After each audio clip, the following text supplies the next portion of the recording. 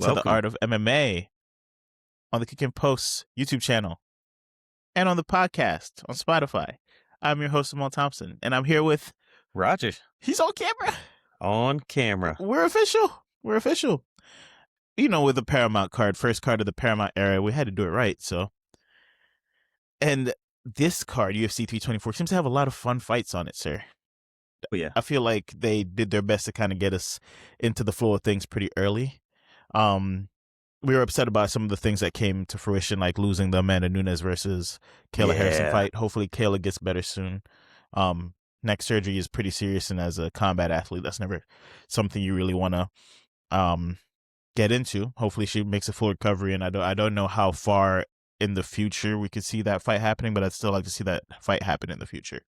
Yeah. But on a card that I initially had a lot of criticism about, there's some good fights on here. What do you think? I think there's some great fights on here. The top of the main event's going to be loaded. Prelims are going to have some really good fights too. So let's get into it. Yes. So bottom one, Ty Miller versus Adam Fugitt. I've been an Adam Fugitt fan on this pod and previous pods, just because I feel like he's kind of a gamer. He'll go in there, try to mix things up, doesn't shy away from contact. That kind of didn't pay dividends for him in his last one. And unfortunately, I think the UFC sees him as an opportunity to boost people's names, get them a pretty spectacular looking knockout, and hopefully propel them to bigger things. So they more or less sacrifice him to Ty Miller, 6-0 prospect, coming out of Contender Series, I think, a little bit. I don't want to jump ahead to predictions, but I don't think it makes it out of the first round. It's really hard to tell with this. You got these guys that come in and they're hot coming in, and it doesn't really translate as well. I kind of think of a new prospect as kind of a wait and see most of the time, because it's kind of like an explosive player in college football going into the pros. You just don't know how well it's going to translate until you see it firsthand. I mean, there's been some amazing players coming out of college that just, for some reason or another, couldn't get it going when they got to the pros. And I kind of feel like that happens in UFC some, because a lot of the lower organizations offer competition that's even if they've got a good reputation, maybe it's not quite as good, or sometimes it's even better, and so they look even better when they come in. A lot of stuff matters going into a debut, and I'm kind of wait and see on the first one for everybody, but there are those that I do get really excited about. So but this one we're going to see, because Adam Fugitt can stay with solid fighters in the UFC. Even if he's not winning all those fights, he can stay with them. So this will be a good one to kind of gauge where Ty Miller's at and who he's going to be in the UFC. First impressions mean a lot, especially you're going to be the first fight on a Paramount card. The first That's one. historic. So that's historic. Yeah. For him to make his debut on that's a first fight for him in the UFC on the first UFC card in Paramount. So big fight for him. I hope he can perform, I'm leaning with, unfortunately, that is even more reason why we kind of go, full throttle.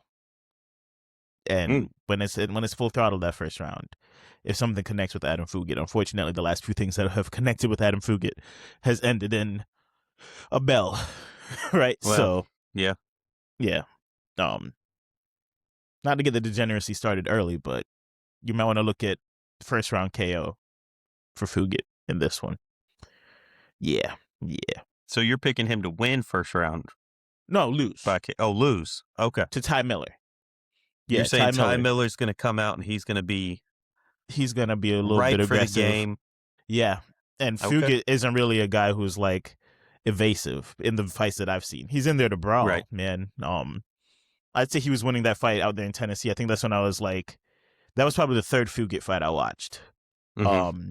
He was out there in Tennessee, which is where he's from. I think it was UFC Nashville. Going at it with, I think, the Frenchman that got knocked out by one of your favorite fighters last year with a head kick. the Dalmatian had kicked him Oh, in, I think, the last card. Yeah, gotcha. that's who knocked out Fugitt in Tennessee. And it was the same thing. He was brawling with him. He was probably winning that fight for a decent amount. Just stayed in the fire too long, and he got knocked out. And then obviously they gave him to the Versace model or whatever whatever brand he's modeling for at this moment, Do we know and he when put he's him out. fighting next? He supported his brother in a PFL fight. Like, he was, I think, cornering him in a PFL fight last week. His brother won by submission.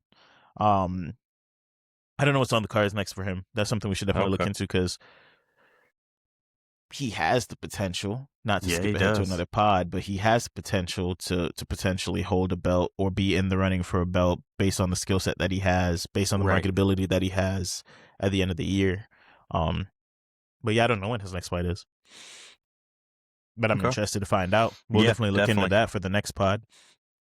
But yeah, with Fugitt's entertaining being in the battle a little bit, being in the fire a little bit too long, I could see it being a knockout for him. So, him being knocked out. So, that's my pick on that one.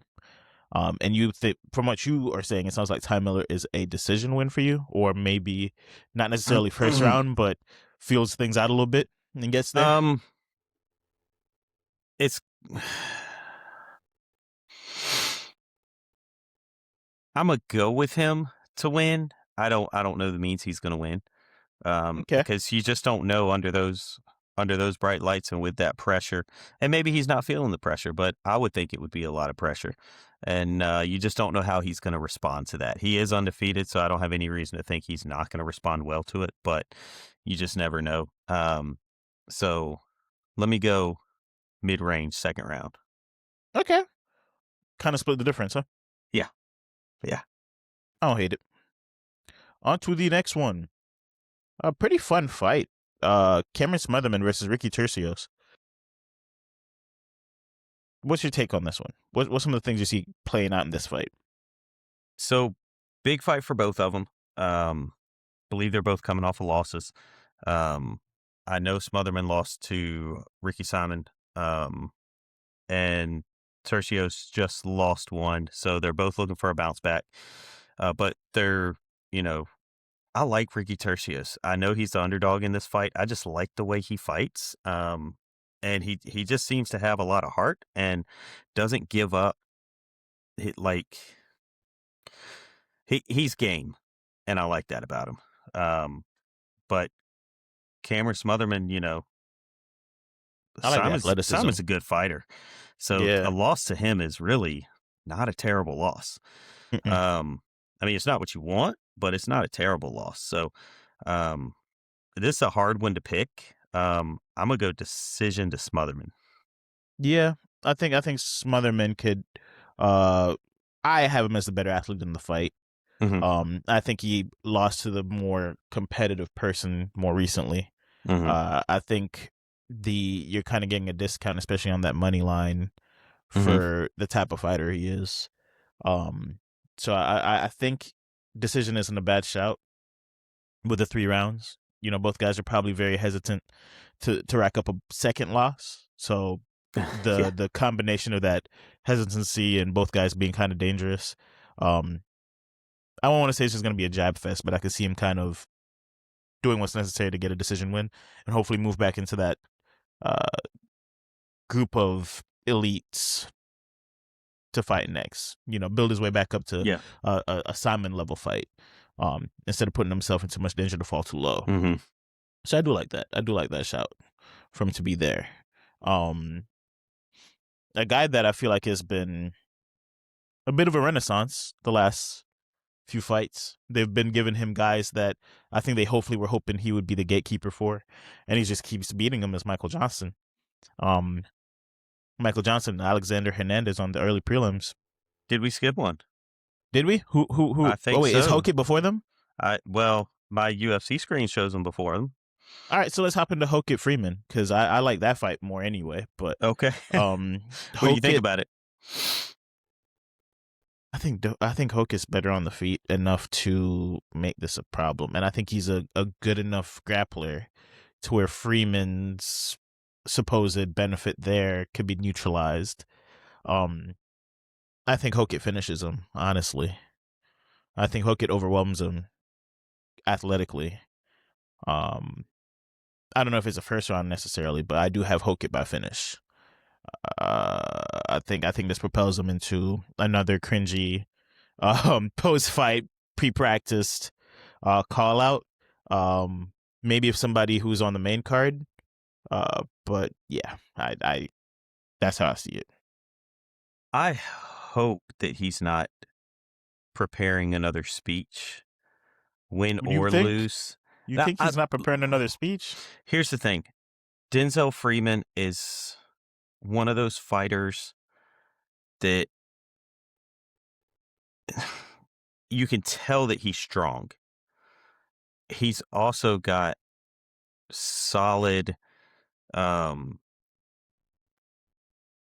he's got solid grappling, and he's everything is deliberate with him. But I don't think Hockett's going to be able to bully him. And I think Hockett's game is to go in and bully people. And I don't know that he's going to be able to bully Denzel Freeman. However, um, I could see a world where he just runs right through him as well. So, but I think we're going to see Josh Hockett have to go to a third round in this one, because I think Denzel's going to be strong enough to hold him off, and he may even land a stray shot that that Gives rattles Hockett reason to Hockett in pause. that, yeah.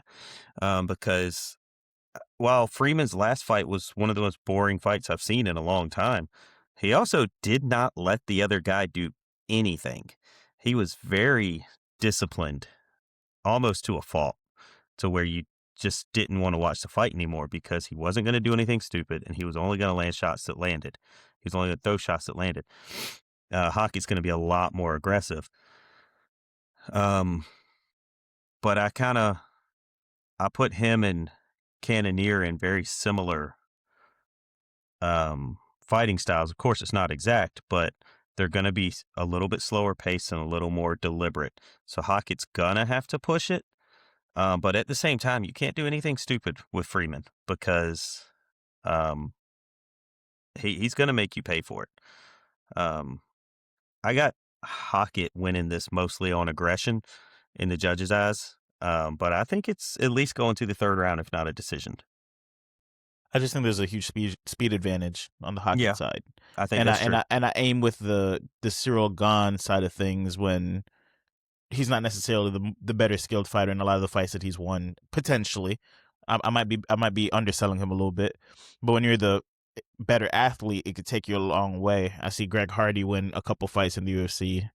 Uh, I've seen how the hype for Gable Stevenson, even though he's like the upper echelon of the version I'm talking about, where you're a heavyweight who moves so well on the feet, and you know the only thing I will say is Freeman did get a version of a heavyweight that kind of moves well on the feet and has good stamina, Steven Asplin, and he was able to beat him with a submission, Mm-hmm. right? So if he's able to get a hold of Hockett and make Yeah, this a muddy, grappling match, things get really ugly really quick for Hockett.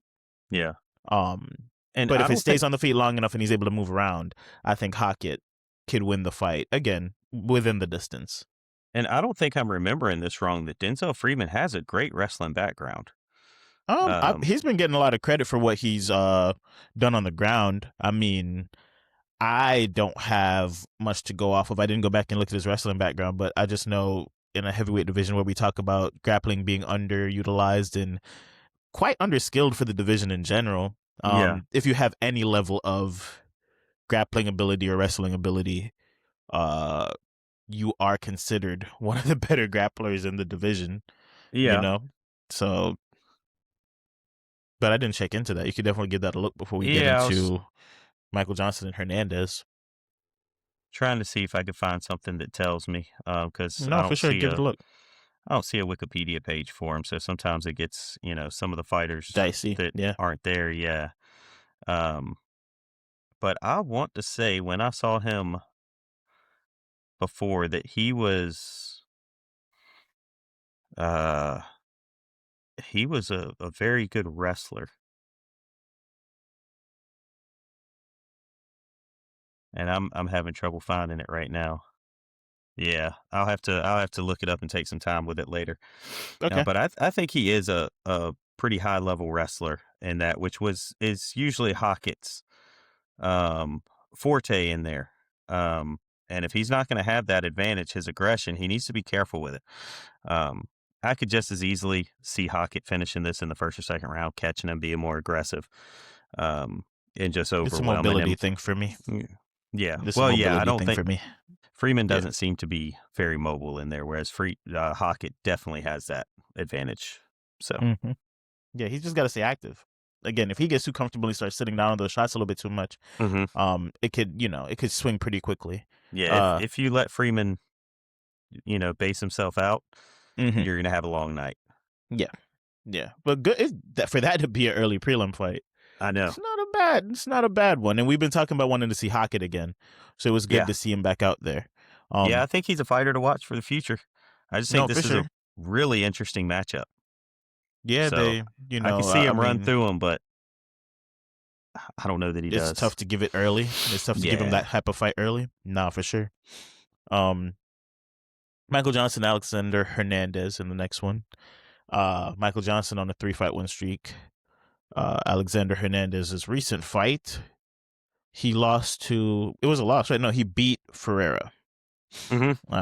KO Yep. second round, right? Yeah, I think they're both coming off of wins. Yeah. For Michael Johnson, the price point I think for him right now is plus 170 or something like that. I hate to be the bearer of bad news or like just Mr. Negative, but Mhm. I think Hernandez is not like the other guys he's fought. I think Alexander Hernandez has proven himself a little bit better than like the Zellhubers and stuff of the world. Mhm. And when Michael Johnson, the type of fighter he's been in the UFC, no offense to Michael Johnson, it always rears its head. 3 fights in a row, he looks like he's going to start making a run. At 39, I don't think we are going to see the best of Michael Johnson in 2026.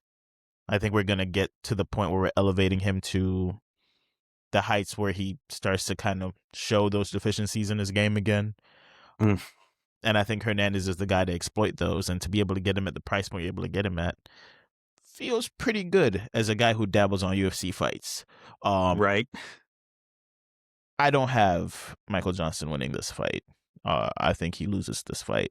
I think momentum kind of slows on this card, and probably by finish, because unfortunately that seems to be the way Michael Johnson goes out. So probably by finish. I'd like to say you're wrong. I'd like to say that we're going to see Michael Johnson continue this kind of renaissance in his career. Mm-hmm. Um, but he's facing somebody who's having a renaissance in his own career. And I believe in 6 this years earlier version. too.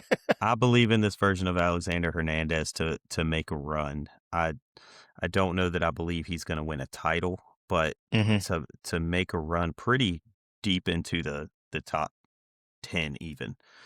Mm-hmm. I just feel like he's got a camp that's good for him. And right now he's really in a good spot in his training, in his conditioning, and I just can't keep Michael Johnson out though. You know, I have all the good I think Alexander Hernandez is doing. Michael Johnson is still there, and he's still across the cage from him. And I want to see Michael Johnson do good. I just think Alexander Hernandez has the edge in age, in speed, even though it could be a Speed. toss up. But depends on which Michael Johnson you see. Um, you're not really going to make Michael Johnson quit, but you can wear on him and you can wear him down. You could And flatline him too. We've seen that, well, unfortunately. yeah, Hernandez too, though. Yeah. So, I'm gonna pick Hernandez reluctantly in this one. I think he's got a better all around camp and momentum going. Mm-hmm. But man, I want to see Michael Johnson keep it going, especially at You want that to see age. Michael Johnson keep it propelling it I at do. 39? 3 fights ago, I didn't even want to see him fight anymore. Yeah, I know. Because he was already up there, and it's kind of like, okay, there's something to be said for somebody fighting for the love of it. But when you're trying to be competitive with people that you're just not able to be competitive with anymore. But the thing is, Johnson is able to be competitive with a lot of these guys. So I'd like him to keep it up, but at some time, You're it's getting gonna come propelled to an too end. high. You're getting Yeah, propelled too high. You know, you fly too close to the sun, man. What happened to yeah. Icarus? He lost his wings, right? Mm-hmm. Mm-hmm. You're going to start falling, man, and they're propelling them a little bit too close. They're putting them close to those guys, man. I mean, And honestly, Hernandez is not too close to those guys at the no, moment, he's in the but realm still. He's in the realm he's still. he's up there, and he's somebody that has been very dangerous and can be very dangerous. And oh, it's going to be a great fight. I think this fight um, is going to be one of the sleepers on the card that is not getting a Mm-hmm. lot of attention right now, but it's just going to be a heck of a fight. I am going to go with Alexander Hernandez in this one. Yes. I don't think he's going to finish him. I'm going to go with a decision in this one, a solid Okay. decision. I think it's going to be one-sided decision, probably 30-27. But I really want to see Michael Johnson keep going. That's where my heart's at. But my brain says no. Alexander Hernandez has this So why one. not ride with your heart, man? Because if it goes to decision, I feel like Michael Johnson could do enough to sway those judges. Well, That's the yeah. thing. Yeah. Michael Johnson is Like, not out of if I this was taking fight. Michael Johnson, I'm probably taking him by decision, Mm-hmm. Mm-hmm. right? And Michael Johnson by decision is plus 400, by the way. I mean, you know, it's not out of the realm. It's possible. There's opportunities there, right? Yeah. Yeah. But okay, all right. Your heart's with Michael Johnson, your brains with the Yeah. Hernandez. I like them both, but I think Alex Hernandez, I didn't like when he first came on. He was cocky. He was uh when somebody comes in and they're just like, telling everybody they're going to run through the division and they haven't run through anybody yet. That's kind of how he came in. One or two fights into his career, he's calling out Donald Cerrone and all this stuff, but he's really gotten into a good spot and on a good team and training really well. And I've come to like him and respect his game a bit. So I do think he's going to win. You know something I've seen, not to go on a tangent? There's been like a push for humility in the year of 2026 for a lot of these fighters. I've been watching Yeah. a lot of fighter interviews, and Sean's coming out and apologizing for the wearing the mask against Song Yadong in their first face Mm-hmm. off, and some of the crap he's done, and saying, "Oh yeah, I thought I was going to be bigger than Connor. I was a young kid. I was silly. I still want to be a big star in the UFC, but there's no way I measure up to Connor." Izzy coming out and very humble vibe recently too, and Huh. and not really taking the bait from Pfeiffer. Um, Also throwing out a little bit of typical Izzy saying like, "Oh, if he wanted to really be crazy on the AI, he would put his knee on my neck." Of course, Izzy would say that, right? But like this renaissance of humility, I don't know how to think about it yet, and obviously we kind of have to see how it plays out. But these guys with this bravado, I don't know if it's like an act or trap, or if that they're just maturing. Which seeing fighters mature is also kind of cool if that's what's happening. Yeah. Well, I think the you come out and you're hot and you're just so energetic and you feel like you're on top of the world. You're knocking people out early in your career. You get called from just training in your local gym to fighting on the local card, and that's the biggest thing in your life. And then they call you up to the biggest event in the world, and you're Mm-hmm. like, they see something in me, and everybody's telling you how great you are. And then you go out and you take that first loss. And you know, if you only take one, sometimes you can keep a lot of that bravado, um, but I think a lot of times it kind of makes you take a step back, especially after you go through a slump, which Izzy went through a slump, and You did, yeah. Hernandez went through a slump, and Michael Johnson's went through a slump, and um, a lot of them have done that. But with the young guys coming up, like you kind of want to see both. You want to see the humble person, but you want to see Izzy saying, "I see y'all on my Instagram. I see Mm-hmm. y'all following me. right out of the gate, like he's the baddest thing in the world. And as long as he keeps winning, that works for him. Conor McGregor, I want to apologize to absolutely nobody. Like, people love those moments. But I was also highly interested when he lost to Nate Diaz, how he was going to respond. Total class. He was total class when he lost. So I don't mind the bravado when you're class when you lose. But yeah, it can be refreshing. But then also, it can be. Sean Brady. I'm not rushing this title shot. I don't No, know if I want to do, I've got plenty of time. And sometimes that mindset shows that you're not as aggressive as you should you're not be. that guy. So is it the lack of aggression that the humbleness is kind of making you think, do I like this humbleness or not? I think the more I sit and think about it, the guys who are doing it have accomplished something already. They're no longer on the climb, right? Like, Sean O'Malley's name is going to sell tickets because he has the belt and he's already done all that stuff in the past. Izzy seeing himself now as what he had to fight coming up. He's in essence like, they're trying to make him Derek Brunson for Pyfer. What Derek Brunson was for Izzy, they're trying to make him that for Pyfer, right? And he sees that, but also, like, he's held a belt. He's lost a belt, fought back and got a belt. He's, exercised some of those demons against one of the baddest men in the UFC right now currently. Yeah. And he can still kind of hang his hat on, like, he's the last person to really embarrass him, right? Like, he has all these things already in his repertoire and in his career that he can lean back and be like, I am a champ, and came back and been a champ. And even though I'm on a little bit of a slide, those are things that you can't really take away from me, and the money I've made. Yeah. So it's not necessarily like the guys on the come up being extremely humble, but it's guys that you've seen like extend that personality so far out when they dial it back this far back. I just go, that's interesting. You know what I mean? Are they some of them are becoming parents, some of them are becoming not young men but older men now, and they're seeing that, they kind of have to operate a little bit differently. Maybe that's what I'm seeing. Okay. And I do think it's different when you see an older Conor McGregor talking in the way that if you saw him talk in the way he used to talk, you kind of look at him sideways a little bit.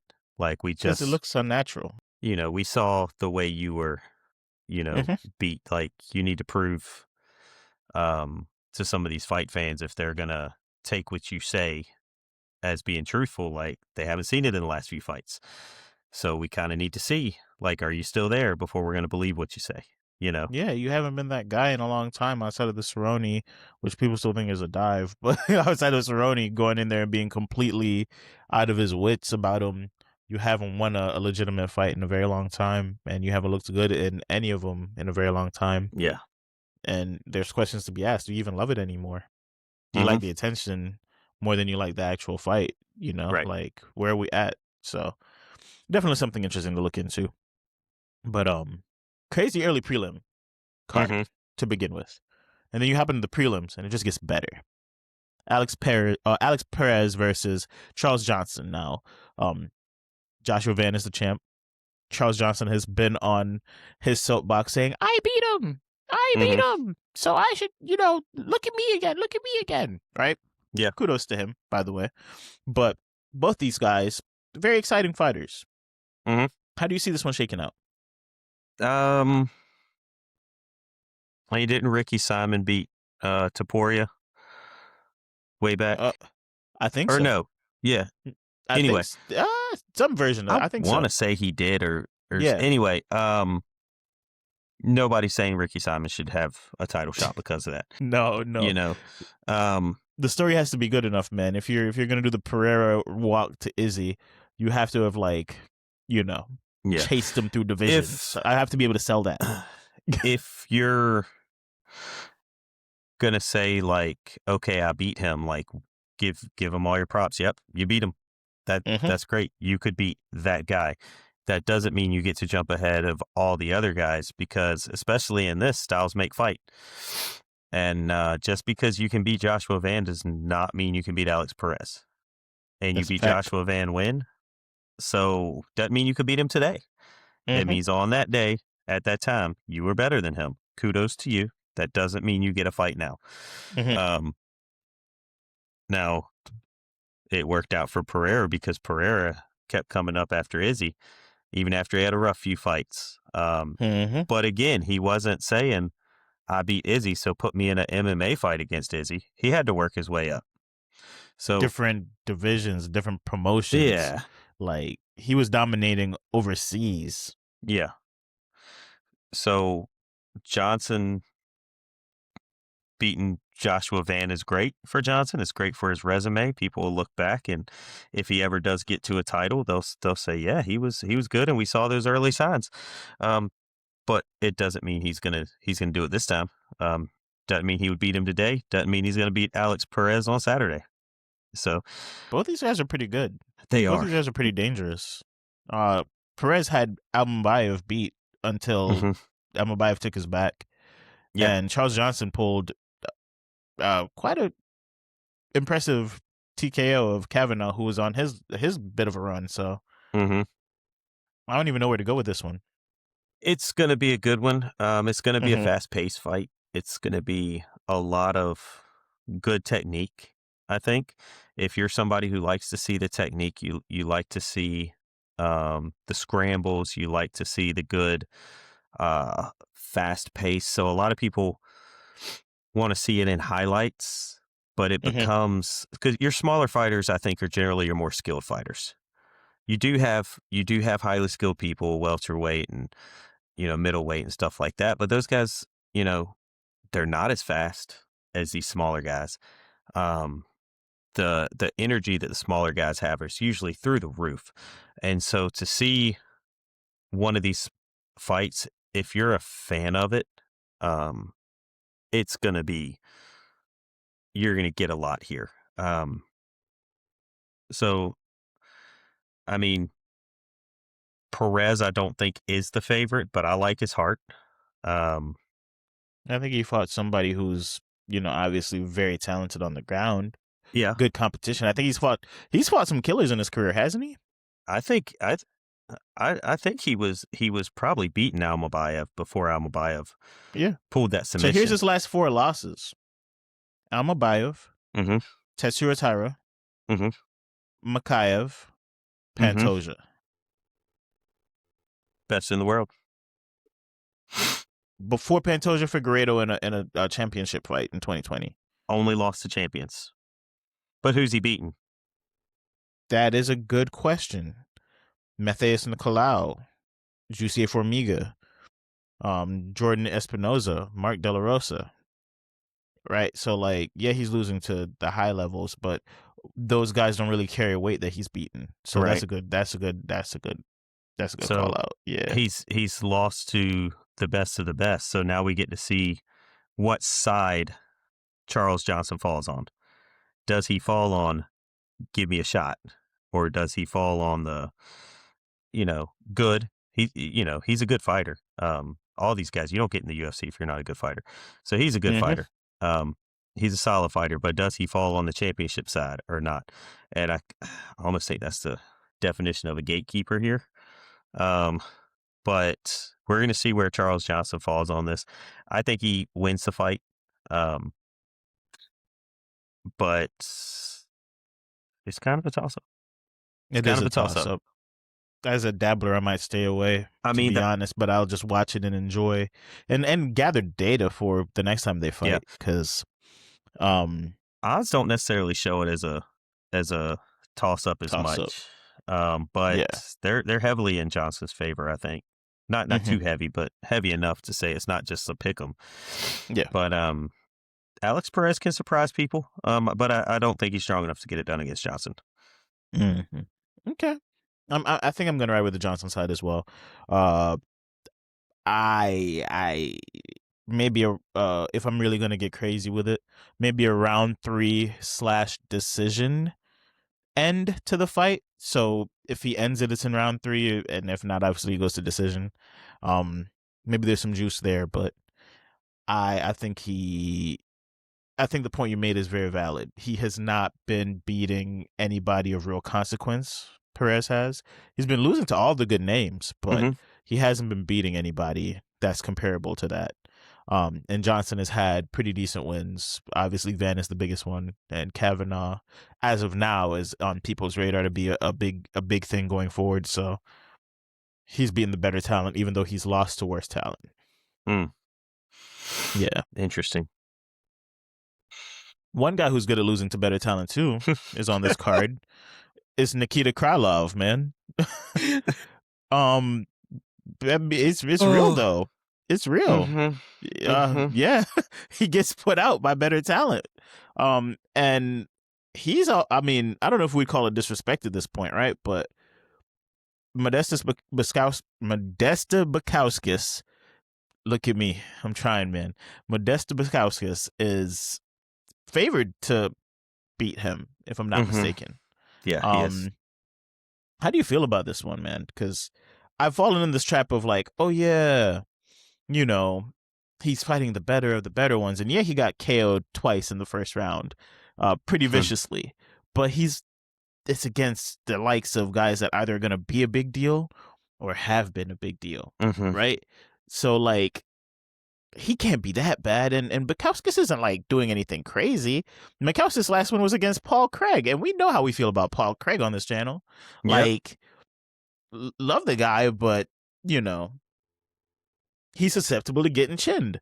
Now, a guy who's been chinned in the first round in his last two fights, again, has lost to better talent and beat some good talent. But I went back and looked at the last real big win he had, and it was 3 years ago. Right? I give him credit for being Ozdemir, but that was almost 4 years ago. What says you? I'm very split on this. You're split on this. I'm actually surprised you're split on this. Yeah, because if I'm looking at it from somebody, again, a bit of a degenerate, right? If I'm looking at it from that aspect, you could look at the Krylov side and be like, he plays the game smart. Maybe he could get the back, kind of like how I was leaning with Paul Craig. If Paul Craig could get the back, if Paul Craig could get a submission, that's a lot of juice, and that's probably how he wins. If he loses, it's probably by first round chinning, right? Like first round decapitation to whoever's fighting him.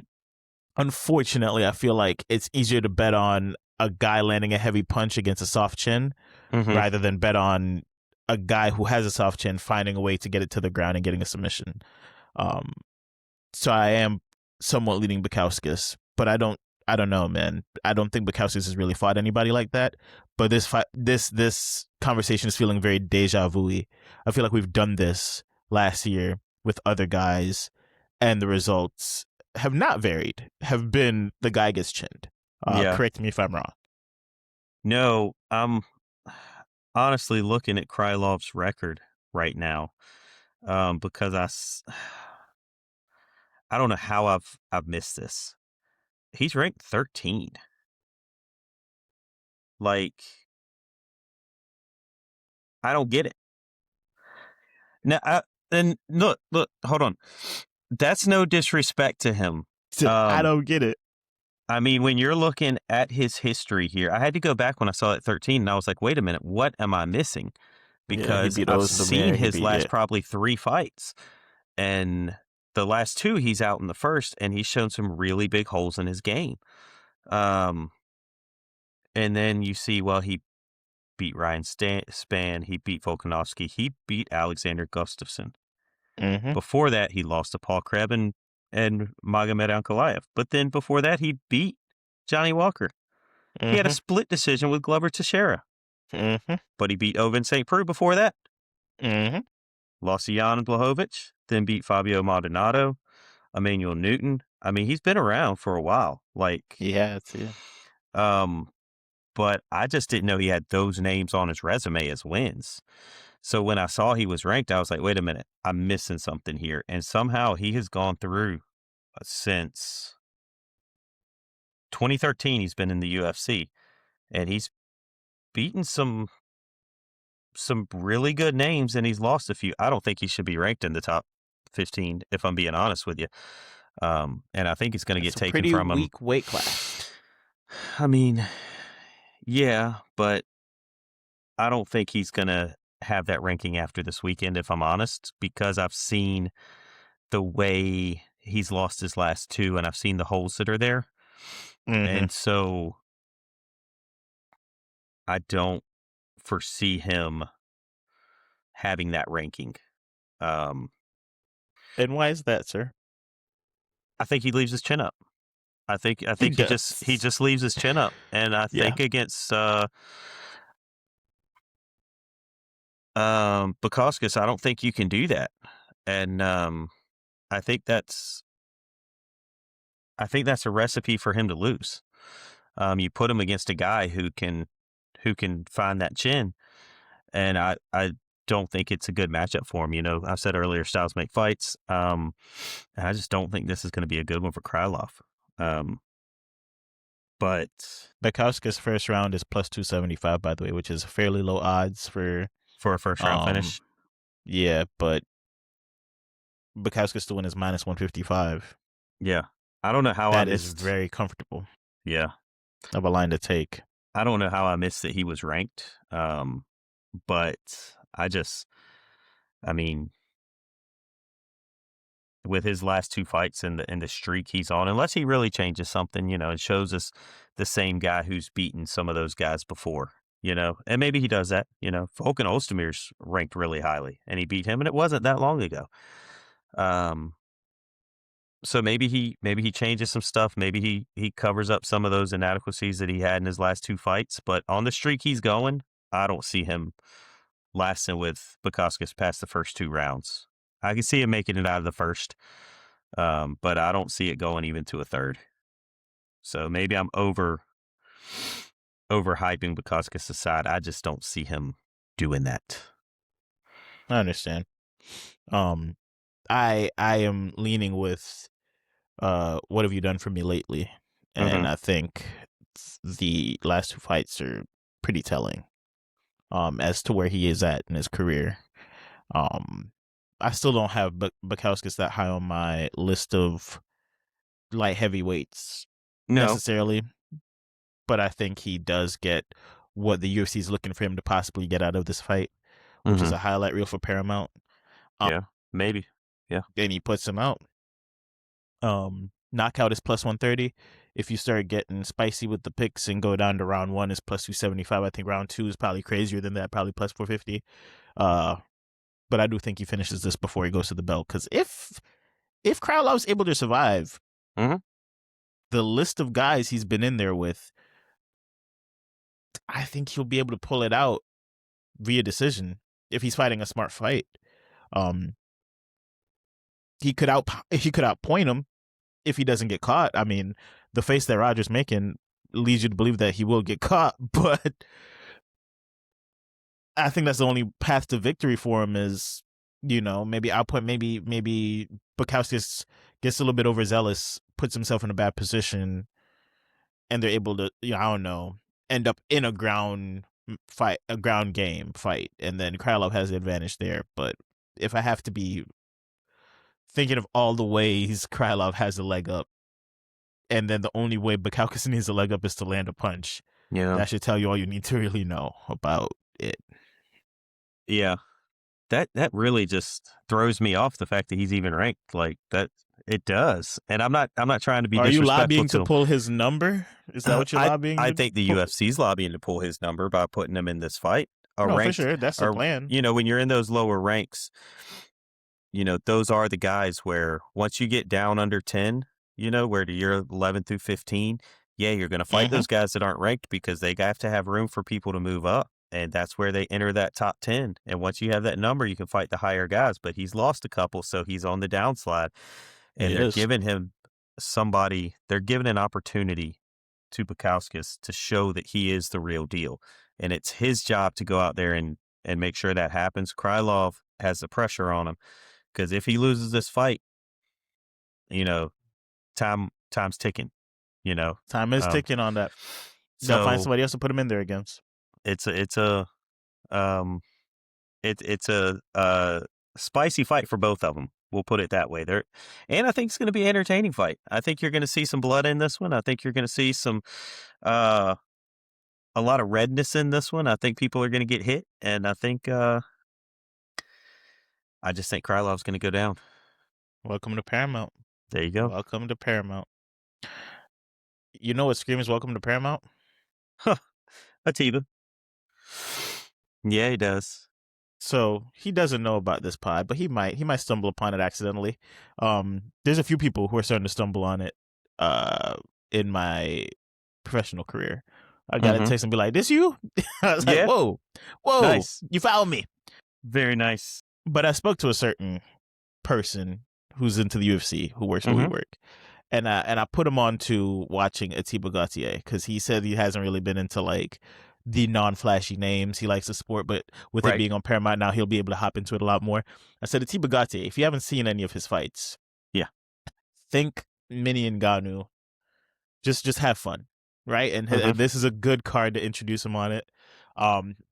Third straight pay-per-view card that he's on the prelims. They want him to go in there and decapitate Andre Pulaev. That is what the UFC wants. I don't care what anybody tells me. If you put him against a guy, you know, southpaw, no crazy takedown average, you know what I mean? Like, no crazy takedown accuracy either, right? Like, you are hoping they stand up and Gauthier just hunts him down in that ring. I think first round finish is minus 400. Minus 400? I think first round finish is minus 400. For Atiba or for either one of them? Yes, for Atiba. Yeah, because I'm almost certain it's crazy like that. I'm looking up Pulaev right now. He's 10-3. 60% of his wins, which is probably 5 of them or so. 6 of them, I guess. Yeah, because he's 10-3. Are by TKO. He's got 20% submission and 20% decisions.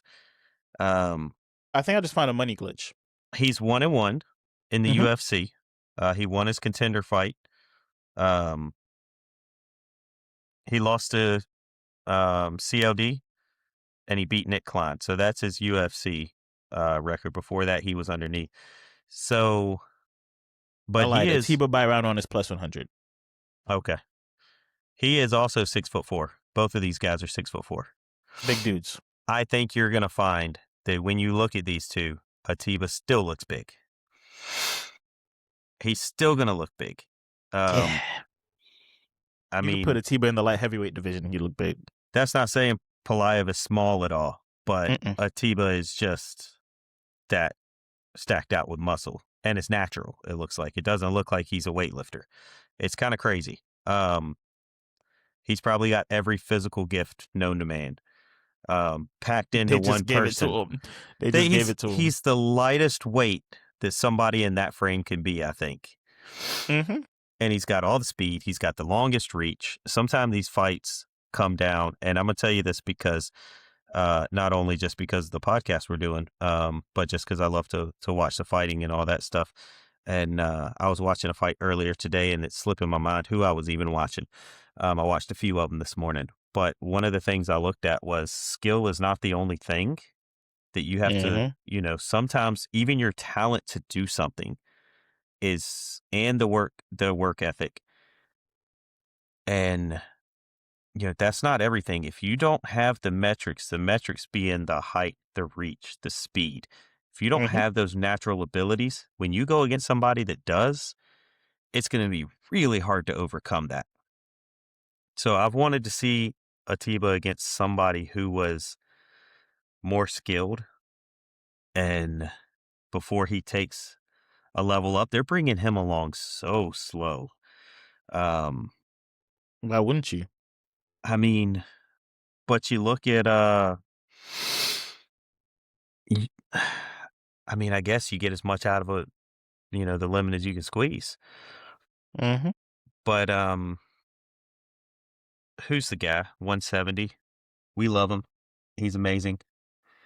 Ecuadorian. Michael Morales. Yes, Michael Morales. Michael Morales and him have a lot of similar attributes in this. And Morales is about to fight for a title. Atiba's still on the prelims. I mean, he's younger in his career, But I think Michael Morales has more tools. That's why. Like yeah, he's in the back pocket is what we haven't seen but we know is there. Kind of like when hmm they talk about Michael Chandler's wrestling, like it's in his back pocket, but he likes to yeah, run into punches. Like like at least we can talk about what's in the back pocket. With Atiba, we know what's in the back pocket, and it's what's in the front pocket. And it's the punches. It's the yeah. power. That's all Atiba got right now.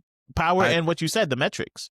and I think those metrics are going to work in his favor this weekend. I am curious to see him go against somebody with real skill who is not afraid to be in there with him.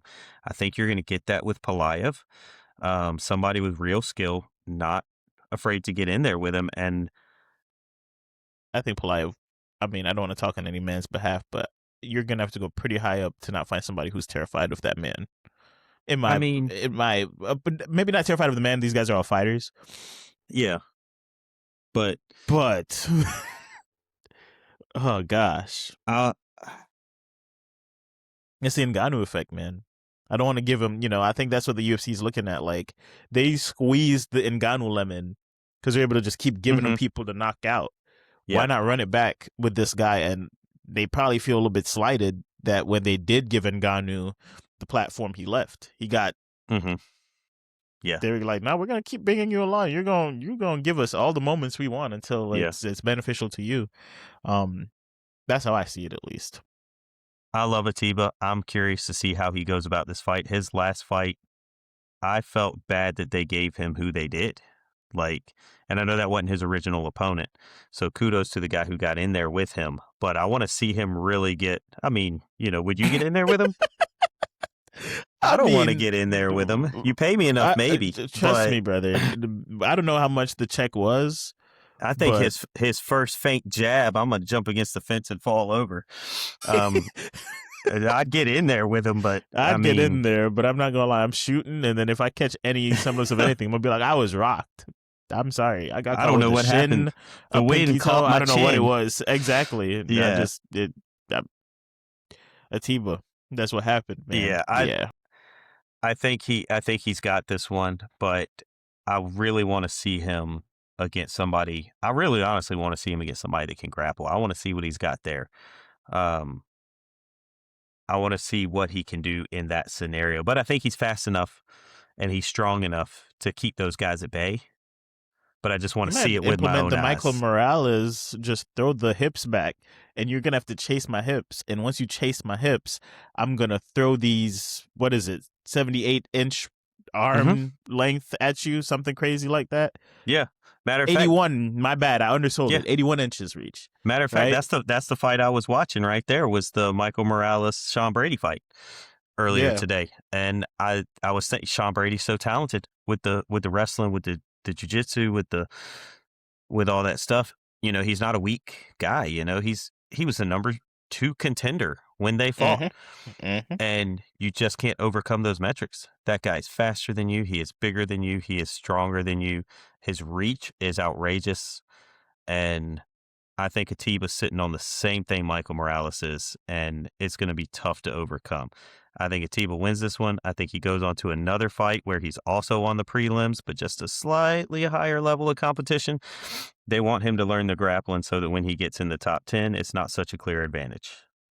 I think that's what they're going for. When he hits Yeah. somebody in the middleweight division who is a good grappler, um, you know, they don't want him to be able to get taken down so easily. They're giving him every chance he can to get better in that scenario because his hands are there. Yeah. His hands are there. His hands are there. So No doubt. I think he's good. And, he's kind of got a mascot in those cats. And if he loves the cats. Did you know that about him? I saw that in the last He's a cat Embedded. guy? Yeah, he went to a cat cafe and he's got his own, he loves cats. That dude. But Gentle giant, some would say, huh? yeah. But cats are feisty, and I think he probably is too. Maybe that's a good mascot for him. Maybe. Okay. I don't know if I'd go first round. Taking anybody to go first round KO plus 100 seems a little bit scary, but when it's him, it Yeah. almost seems like value. I'd also like to see him think pushed. Yeah, I think him to win by decision is like plus 850. Mm-hmm. him to win in under 2.5 rounds is minus 425. That was the number I was looking at. They said this fight does not go over 2.5 rounds, which I think is kind of hilarious because if it gets to 2.5 rounds, it probably is going over that. I don't think Pelaev is pulling it out, and taking Atiba's money line is silly, so don't do that. If you're gonna take his money line, just enjoy the fight. But I think Atiba wins this one. This money line is even crazier though, which surprised me. Umar Nurmagomedov versus Deiveson Figueredo. Mm-hmm. I understand why it's crazy. I do. But Umar Nurmagomedov was a minus 1,600 over a former UFC champ with a little bit of power, with a little bit of speed, right? I'm surprised to see it be that weighted. Obviously, when we watch the fight on Saturday, it's highly likely that we see why he's a minus 1,600 after a few takedowns. But something in me, the degenerate, is just looking at the other side like, what if Deiveson Figueredo is able to figure out a technique to strike? He's not been the best at defending takedowns, which this is not the guy to go against if that's the case. But Deiveson Figueredo got a little bit of pop in those punches, especially at bantamweight. Am I crazy? You're not crazy. Deiveson Figueredo is one of the best in the world, and people forget how he was when he was champion. Mm-hmm. But one of the more overlooked things about Nurmagomedov is that he is not primarily a grappler. He is a stand-up guy. That was his forte, and you can't hide the fact that he's a Nurmagomedov, that he grew up in that camp, that there's stuff about him online when he was probably 6 or 7 with the guys out there training. Like, you just can't get around that. That is who he is. But he's not primarily a grappler, even though he comes off as one a lot of times. So I don't think Figueredo has the advantage in the hands, and I don't think he's got it on the ground. But he is a competitor, and he's put the grappling and the hands together so well that I don't see the odds being as high as they are. I do think it should be clearly Umar's fight to have. Yeah, for sure. But minus 1,600 is crazy. Huge. Crazy. I'm sorry, that's crazy. I do think Umar wins this one, but Umar's been caught a couple of times. I'm saying by people who punch a lot less hard than Figueredo. He might be able to hit the strikes, but is his defense there for strikes? Mm-hmm. And that's something that you find in, to be honest with you, a lot of the AKA guys. And it's not all of them, obviously, but some of them, that defense isn't there. How many times was Khabib caught before he went in and started grappling with somebody? And he didn't necessarily go down from it. Umar's gone down from it a couple of times.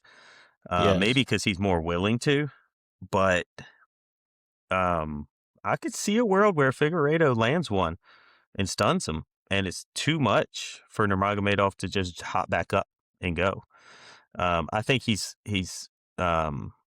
born to do that, to get right back up and go into the grappling, and so I think he's probably going to win this one. I think a shot that just clearly knocks him out can happen. I mean, you can see it's happened to Islam. It's happened to some other people in that camp, but usually he's right back up and wrestling, and that's why I give him the edge, because I think even if Figueredo hits him, even if that shot lands, I think he gets back up. I think he is right back on him. I don't think you're going to see Umar give up. And I think he's, looking for his own greatness, and he's not shying away from these tough fights. No, it's not. So is there a world where Deiveson Figueredo wins this fight? I think on a knockout, yes. I don't think he dominates him. I don't think he wins by decision. No. I mean, it's always possible, but I don't think so.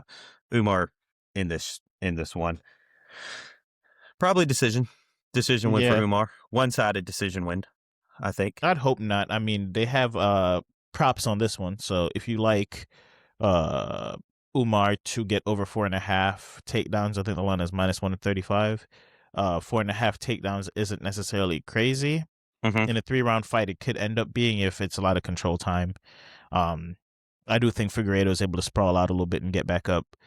Again, it's an Nurmagomedov, so keep that in mind. I think under 2.5 rounds is an interesting line as well, because I do feel a submission is possible if Umar gets on top of him.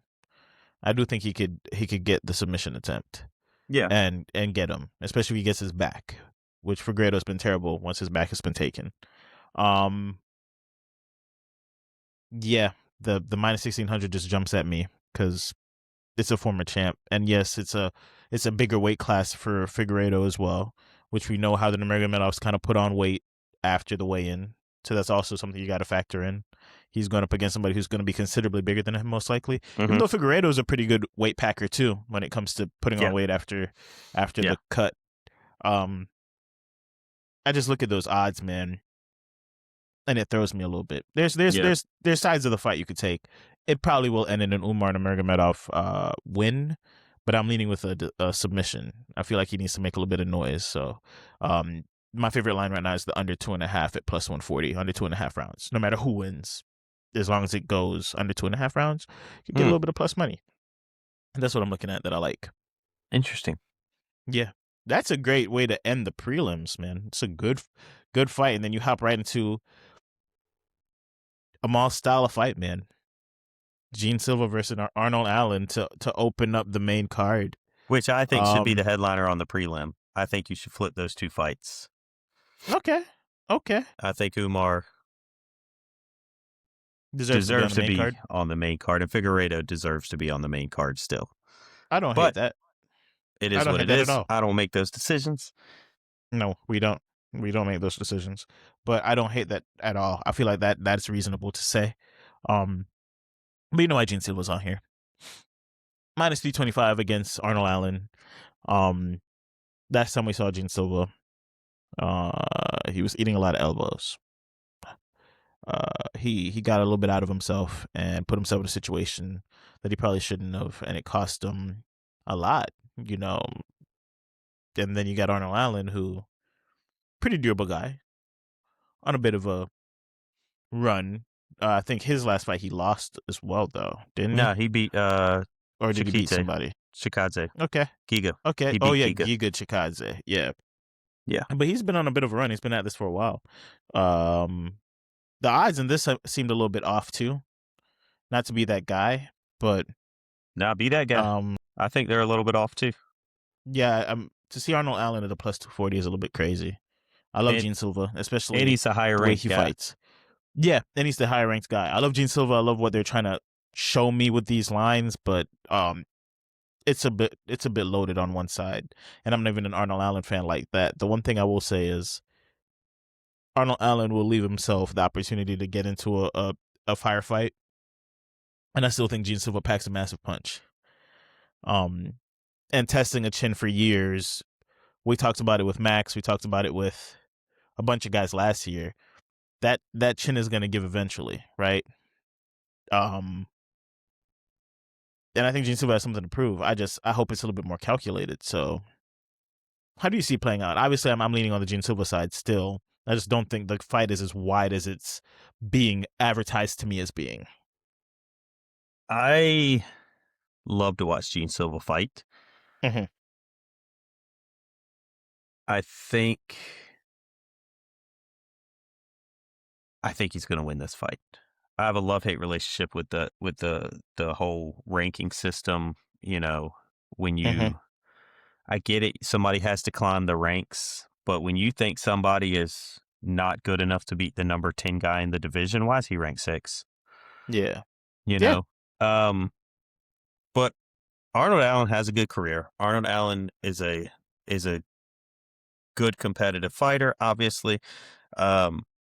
If Gene Silva can get under his skin and talk to him, and in the fight and before the fight, if he can talk what him happened enough. To the last Brit who got talked to by a Brazilian. I don't know. I know you remember what happened to the last Brit that got talked to by a Brazilian. Same fight. He ended up off his feet, didn't he? Yes, he did. He did. If Arnold Allen loses his cool, Gene Silva's got this all day long. If Arnold Allen can keep his composure, if he cannot give into it, um, he can really make this fight. And Gene Silva can be beaten, I think, on technique. I think he can be beaten on strikes if you're primarily keeping him at distance with the jab. Hmm. I think Arnold Allen could do that. I think if he keeps him at the distance with the jab and keeps his composure, there's a real shot that Arnold Allen walks away with this with a decision win. That is Um, the path to victory for Arnold Allen. That is if the path to victory against a lot of those fighting nerds. Is yeah, take them to decision. and don't give in to him. You know, now there are some people who can just walk right through him, but you know, you got to see Gene Silva against the top guys, and when you saw him against Diego Lopez, it's not like he didn't hit Diego Lopez. He was in there. Diego If he Lopez was just didn't patient, go down. yeah. If he was patient, he was in there. Yeah, he had his opportunity, but Diego's chin is still strong enough at his age that he didn't go down. So Yeah. Yeah. if he hits Arnold the same way and he doesn't go down, I don't know that Silva is technique good in that way. I think he's throw you off your game and slam you with a punch good, and he does it as good as anybody else in the world. Um, but is Arnold Allen gonna not get in a firefight? I think Gene Silva wins this because he gets Arnold Allen in a firefight, and If you're I think he comes out on top. if you're giving me the juice, I'm going Gene Silva round 2 finish. In this one, I do feel like they feel each other out a little bit in the first round. I could see a knockdown happening in the first round. Mm-hmm. Um, and then I feel Gene Silva second round, early second Yeah, round, getting in his space, getting in his face, and Arnold Allen not wanting to step away from a fight and gets caught. the thing is about Gene Silva that I've seen, um, Yeah. is he'll get somebody off their game. You can take the Bryce Mitchell fight where he just, you know, he was talking to him in the lead up all the way up to it, but then also Mm-hmm. he gets in the fight. He's talking to him, and it's not a total takeover. It's a little by little. Mm-hmm. Silva's patient, but it's a little by little, um, just overwhelming thing that happens. And Arnold Allen has to keep the jab out there. He has to keep him at distance, and he just has to keep that from happening. And I think he can come out on top of this one. But if Gene Silva is able to do what he can, um, I think he's going to win, and I think there's a reason he's Plus got the 240. odds to win this. You Yeah. are minus 325. Yeah. So I'm gonna take Gene Yeah. Silva. I'm with Gene Silva as well. Round 2 finish. Plus 600, by the way, if you take that straight. Or if you Hmm. group round 1 and round 2, that's like plus 200. A little bit safer. But another odd that didn't make all that much sense to me. I understand she hasn't had a good run lately, but Rose Namajunas against Natalia Silva. Rose is plus 350 Yeah. against Natalia Silva. Yeah. Now, I'm not trying to be, remember the good times, but I think Rose still has enough skill to give somebody like that Oh, trouble. yeah. Um, these odds seem a little bit out there. I haven't been too sharp on the crazy odd women fights lately, but something about this just doesn't seem right to me. Why do you think the odds are what they are, sir?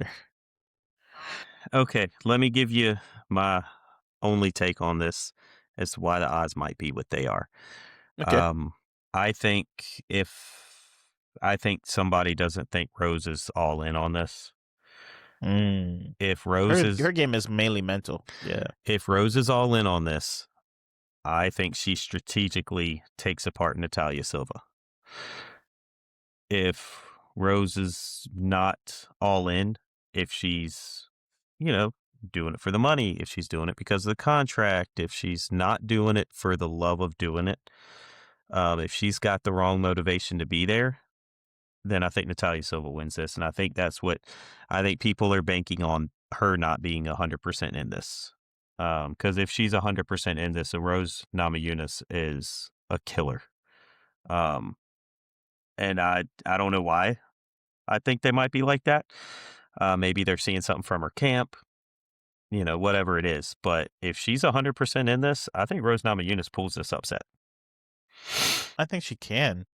I think 'Cause getting Rose Namajunas at plus 350 again. It's between the ears for her, right? She's had some high highs, but a lot of those lows you look back and you're like, how did that happen with what we propose to be that level fighter, right? yeah, I'm almost like blind betting the Rose Namajunas plus 350, just hoping we get that version that was locked in against the Whaley or right. who even in her last decision loss didn't look terrible. If I remember, I might have missed one in there, but there was one where she was just she seemed to have her foot on the brakes a little bit, but she was still in the fight. I got to go back and look because I Well, might have missed the Rose fight in there. let me. She lost to Blanchfield in 2024 by Huh. unanimous decision. That was a 5-round fight. But she just won a fight by unanimous decision. That's the one where I guess she snuck out, but I felt like she had her foot on the brakes a little bit that fight. Well, that was Let me look at that. Yeah, Maverick. Mhm. But she beats Tracy Cortez. She loses to Blanchfield, and she sneaks out one over Maverick. But Natalia Silva, just go back and look at her few fights. The thing that stands out to me, which is probably why they're doing this, if you don't know where Rose Namajunas is, go with the first person with a 13-fight win streak, with 11 of those being finishes. Mm. So she's got the former champion, a win over her, another former champion. So it's Grasso and then Andrade um, in her back pocket. So add Rose, you've got 3 former champions. In her back pocket. And then she's fighting for a shot. She's number 2. So this is the fight to make for them to build Natalia Silva. Her next fight will be for the championship Mm-hmm. if she wins this fight. If The Rose Andrade is fight was not questionable, but I remember seeing that one and being like, damn. the Like, Grasso fight, yeah. yeah. Yeah. I think Grasso's flying under the radar here a little bit. Not a lot of people talking about Grasso, and she did beat Shevchenko. Back-to-back losses gives people a reason to kind of pull Yeah. back. And, I mean, they made a fight against her and Macy coming up Mm-hmm. in March. So I think that will be a fun one. Yeah. But there's still a lot to be said about the women's divisions in general. I feel like we need some of those unranked fighters need to get a little bit more shine. Yeah. Because I think there's some potential down there. And Mm-hmm. we're seeing a lot of the recycling of names. Yeah, the old that guard. might be past the era of competing for a belt, but because of the names and just how light the talent is, allegedly, Mm-hmm. we're running them over back to back to back at the top. We're having them recycle and fight each other at the top. But we could infuse a bunch of new talent, jump somebody up a little bit quickly. Yeah. Right? There's no sense in nursing the talent that's down there. But that's just my little 2 cents. I'm gonna take Rose by decision, Okay. but that's plus 475. If you really want to get spicy, Rose by finish is plus 1400.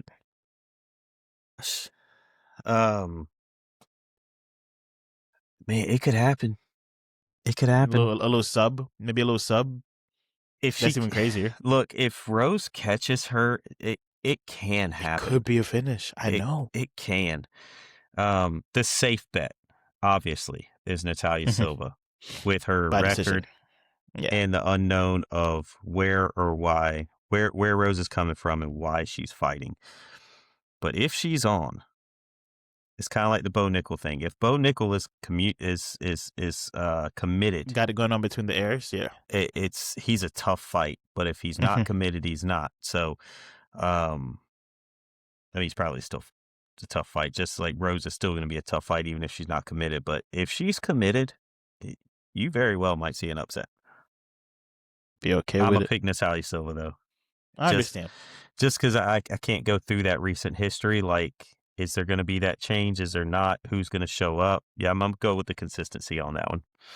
Who's going to show up, huh? Mm-hmm. I asked the same question. Who's going to show up? There's a guy that loves to show up in moments like this. This one guy who says grappling's not real. Just stand up. What did This DC, one guy. What did DC have to say about that? He kind of showed him the grappling was real, right?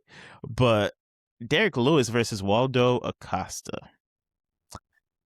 I am gonna get on the record and say, if Waldo goes in here expecting a knockout, he's gonna be highly disappointed. Do not do that, Waldo. Where's my camera? Waldo. If you go in there expecting a knockout, Waldo, it's gonna get ugly. Fight a smart fight. Derek Lewis does not like fighting smart fights. Do not engage, at least not aggressively. Because, you might have won that fight where it was an eye poke. But something hurt behind the eye poke, too. Oh, I'd agree with that, yeah. Yeah. Derek doesn't poke eyes. No, I don't. If the gap is closed in that way and Derek swings, he doesn't use his eye. He doesn't use the fingers. It's pretty solid punches. And they don't look like they're doing much. But my goodness. They're not the Ngannou punches. Giants. Exactly. They're not the Ngannou punches. When you say Ngannou go way back and throw for the fences, that's not Derek Lewis's style. Home run swings. Yeah. Home run swings. Derek Lewis, I feel like he's almost like a technique hitter. Like he's going to put the bat right there and it's going to fly. Yeah. But he's not loading up from over his shoulder. And he doesn't need to. He does not need to. And that's the thing. You think you'll have like a distance closed enough where he can't generate enough power? Ask Curtis Blades how that worked out. Yeah. Right? Like, bro, that was one of the cleanest shots. I know. I know. That's one of my favorite shots because when you hear people that practice and they're wrestlers or jiu-jitsu guys or whatever, and the thought comes to mind that you better catch me coming in, because if you don't catch me coming in, I'm going to kill you. Derek Lewis caught him coming in, and it was one of the most beautiful things. Not even a knee, an uppercut. See. Curtis Blades is so good at the grappling, but he knew it was coming, and it was just the perfect. If you're a striker and you don't like a lot of grappling, and you don't like the guys that get in there, that was probably your favorite knockout. It was so clean. It was so good. And then he's on a little bit of a losing streak, and they give him a Brazilian that's supposed to go in there and give him problem. And he's going to be out of the UFC. I watched him land a high knee. Derek Lewis throws a high knee and connects. I was in Tennessee in Dave & Buster's, right? But I think I took Derek Lewis round 1 knockout against him. It was crazy odds because I was like, look, no. Well, this you're not going to tell me Derek Lewis has no chance against somebody like this. Did I project a high knee? Heck no. Crazy. 13 seconds out of there. Yeah. Right? He said, keep giving me Brazilian taxi drivers. A little bit disrespectful. But he keeps putting guys out. Taliesin Teixeira, he's so tall. He's the next thing. Bro. What's going to happen? Lumber. Down. So we have Waldo Acosta, who's a gamer, who steps in on short notice, who puts guys out, right? But he plays a dangerous game. He plays so close, and I don't see him. He's not a Cyril Gane level move around, punch the body, stay out the way. I'm athletically so much faster than you that we can't have exchanges. That the types that wear on Derek Lewis, right? The Volkovs, who I'm taller, I'm mobile, I have the reach. I'm a bother you for, all up to the last 11 seconds of the fight. And then we saw what happened with that one as well, right? Like athletically, I think they're similar enough. that Waldo's gonna be too close. That's what I keep seeing. I think he's gonna be too close. What do you see? Am I just infatuated with like what Derek Lewis has meant for my UFC watching pleasure? Yes. Waldo Acosta, I think, could throw a 90-mile-an-hour fastball. Okay. Now, having said that, I think for the heavyweights, this is the fans' favorite two fighters. Mm-hmm. Like, if you love watching heavyweight fighters, these two are two of your favorites. And they pit them in this match. For everybody to see. Waldo for $15 Cortez a month. Acosta, Derek Lewis is a massive fight. If you like the heavyweight division, if you want to see just a leather being thrown, this is your fight.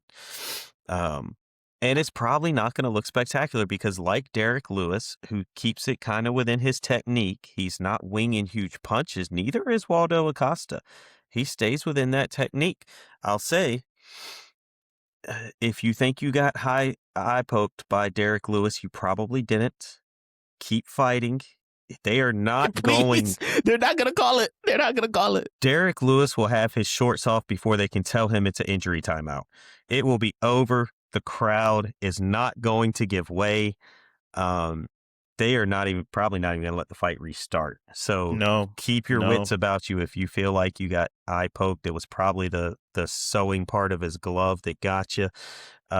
Just assume it was a punch and keep going. He's going to be all over him that there's not going to be a chance to stop it. That even if they do run it back and say, okay, it was an eye poke, you're going to be so hurt. It don't matter. They could take 3 points. Yeah. He's going to finish the fight. Derek Lewis, Waldo Cortez Acosta. I can't wait for it. This doesn't sound like a pick. Where's the pick? All right. I'm going to go Derek Lewis to shock the world. Yes. Look, here's the thing. I want Waldo Cortez Acosta to win this fight because for the heavyweight division, it's better. For the heavyweight division, it's very good.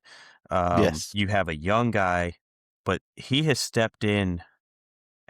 This will be his third fight in 2 months, 3 months. For that, I want him to win. I think he can knock Derek Lewis out. Derek Lewis is getting up there in age, and the chin does go mostly before the fighter knows it can go. Derek Lewis will quit too. No offense to Derek Lewis. Love you, Derek Lewis. If I run into you, I never called you a quitter, but I've seen fights get too difficult. Well, and you don't stay upright. I don't know that Cortez Acosta is going to take him to that, but he might with punches if he hurts him. He might push it on him. So I actually do want Waldo Cortez Acosta to win this because I think his shot for a title is a lot sooner than Derek Lewis's. If Lewis wins this, I don't think they try to give him a title shot at all. So when you're looking at for the division and who wants to establish themselves to try to get a title shot, I think all that is on Waldo Cortez Acosta's side. I don't even know that Derek Lewis cares about getting back up there, but I don't think the UFC is quick to put him up there. No. I don't think they see him against a Cyril Gane or Aspinall to really vie for that. And I don't think they want him against some of those top guys. Waldo Cortez Acosta, I think they want to springboard and have this kind of a passing of the torch. This is a Derek Lewis passing the torch to Waldo Cortez Acosta to be that one-hit killer that you don't want to get in there with. I want to see Derek Lewis shock everybody and put it in their face again because they keep disrespecting him in some ways, when they put him against the young guy coming up from Brazil. He felt very disrespected, and I kind of feel like he might feel that way this time too. And so I'm going to pick Derek Lewis to surprise the world, but it's a very thin margin because it got to be round one for me. Yeah. Yeah, if it goes past the first round, Cortez Acosta is going to win that fight, I think. So if we believe that, what if I could tell you in the year 2026, the UFC's most decorated knockout artist, you could get him for a round 1 KO at plus 700. That's crazy. Absolutely insane. Are we trying to retire this weekend? How confident are you in our boy Derek Lewis? Okay. How confident? Are you trying to retire this weekend? How confident I am is that I'm not touching any of my money I've put aside for retirement to put it on Derek Lewis. I'm not even thinking about making that phone call.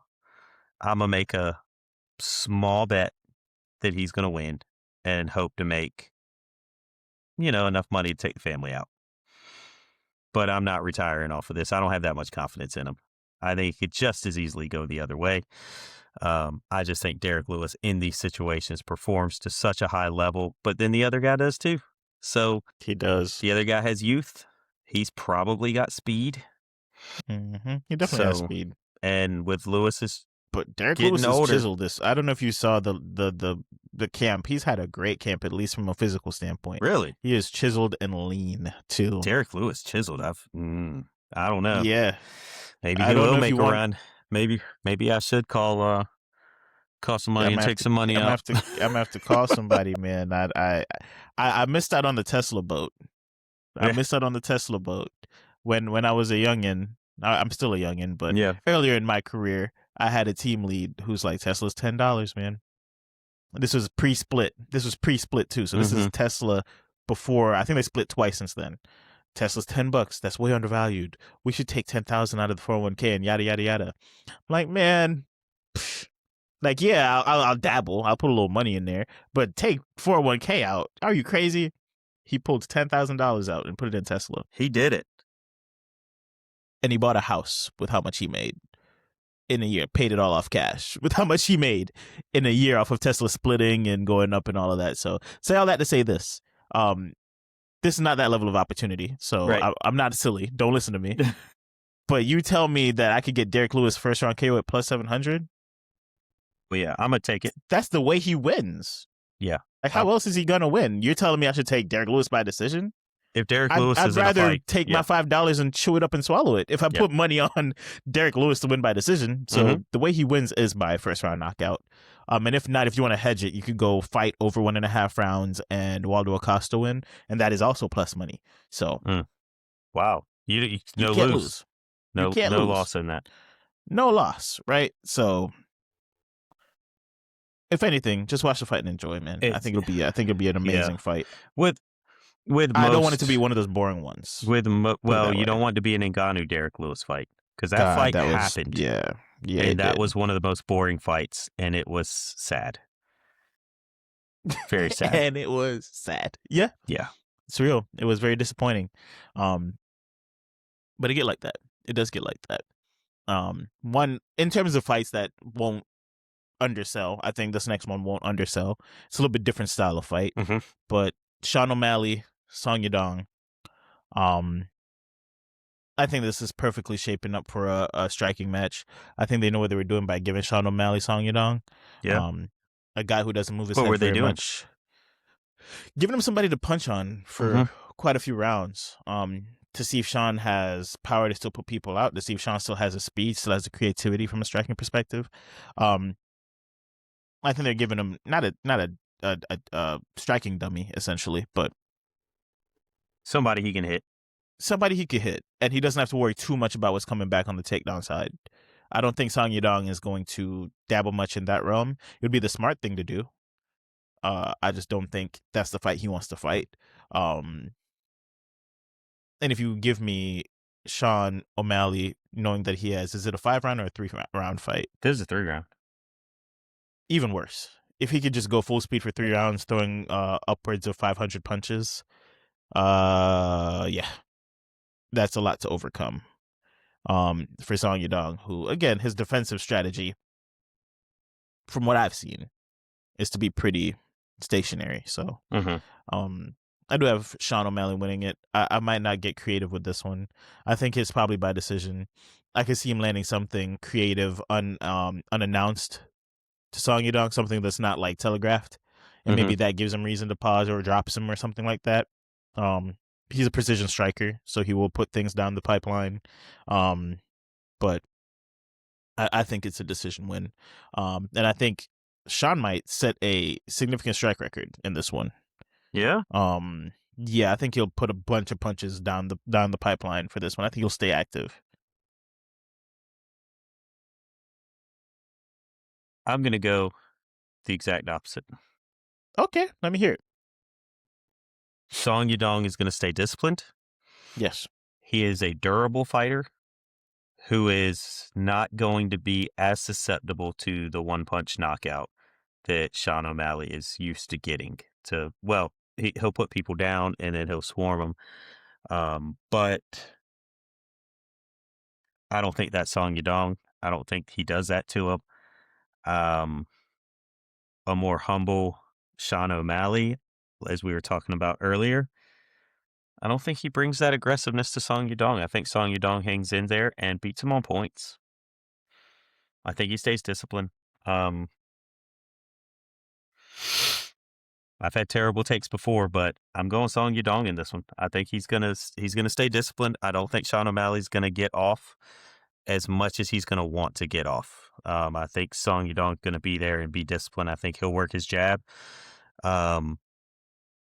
And I don't think he's going to leave himself open to be hit like Sean O'Malley wants to. He's going to play a smarter game. Yeah. Yeah. He's not going to fall. I mean, he's not going to fall for the theatrics, and he's not going to fall for the opposing coach telling him what to do. He's not going to fall for all that stuff, and he's just going to be disciplined, and he's going to be strong, and he's going to make it a boring fight. And I think he's going to win in that range. Come with the upset. Okay. I mean, both guys are very talented. Yeah, they I are. see you're saying like it's a bad pick. I don't think that's a bad pick necessarily. I see the pipeline. I see the thinking, but I fail to believe that after this much grappling that Sean has to defend, that he's not going to try to put his foot on the gas early. If he's still that level athlete, which I think he is, right? If he still is slick and has the advantages that he has, height wise and reach wise on guys in this division, I don't think he just gives that up. And unless Song Yudong shows me that he's willing to go for a takedown, if Sean could stand in there comfortably, I don't see how he allows Song Yudong to keep it boring. But I don't Saturday think we'll he find can. out for sure. I think here's what I think is going to happen. Okay. I think Song Yudong is going to be aggressive and controlling of the octagon, and it's going to put Sean on his back foot. Yes. And when he's on his back foot, he's not going to be as able to throw all that offense, and his timing is going to be thrown off. And I think that's how he does it. And that's how he makes it a boring fight, as I said earlier, that he's just not able to implement all that striking that he wants to. Because he's going to be, his best shots, I think, are going to be absorbed by Song Yudong, but I don't think it's going to deter him. I think he's going to keep coming forward, and I think that's going to lead, one domino falling is going to lead to the other. I think him coming forward is going to lead to him keeping his jab up and his durability. Those things are going to lead to the other. Everything else falling is going to throw off the timing of Sean O'Malley. Or maybe I'm just an O'Malley hater, But Song Yudong's pretty durable, so I will say that. Like, Song Yudong is a fairly durable fighter. But I think those things are difficult to deal with if you don't have put out power. Yeah. And Sean O'Malley does have put off power when he lands the right strike. I disagree. But I don't think he's going to be able to land it the same way, because I think you're going to see that pressure and durability leading to a solid, disciplined jab that throws him off his game. I think Sean's knockout ability comes from accuracy. And I mean, yeah, probably. I do believe Song Yudong is target that allows you to be accurate. So, you know, that's how I see the put out potentially coming. But he's durable enough where he could take a couple on the chin, you know, from Sean. Because I've seen Sean with not just accuracy, but like against a Cheeto Vera where he hit him with what should put somebody out and it doesn't. Yeah. That's you know, it's more of a, you know, death by 1,000 cuts, and then maybe that one accurate one puts people out. And Song Yadong stands in front of you long enough to do it, but it's only 3 rounds. Right. So that's why I think it's a decision for Sean. Okay. That's where I lean at. All right. And then the main fight on this Paramount debut card, the People's interim lightweight champion. Yeah. Say what you want. People aren't as much in an uproar about Armand Sarukian not getting the fight. People are okay with what is transpiring. We have Patty. We have not Topuria, my bad. See? That's who I want in there, apparently. We have Patty and we have Gaethje fighting for a belt. Yeah. Gaethje off the win against Fiziev, which I didn't know was a good enough win to propel you to a belt. And Patty off the win of Chandler, which I didn't think was a good enough win to propel you to a belt.